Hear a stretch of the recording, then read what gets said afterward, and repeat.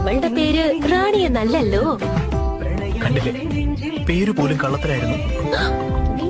ഇനി എന്ത് പറഞ്ഞാ ഞാൻ അവളെ വിളിക്കാം? ഓ, ഇവൻ വലിയ കള്ളനാ. എന്തു എന്ത്?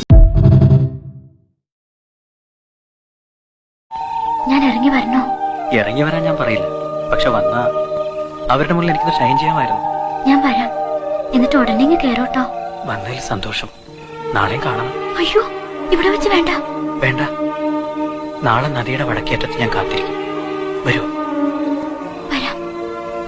പോയി കിടന്നോളൂ, ഞാൻ പോയേക്കാം. നിക്ക്, ഞാൻ കേറിട്ട് പോയാ മതി.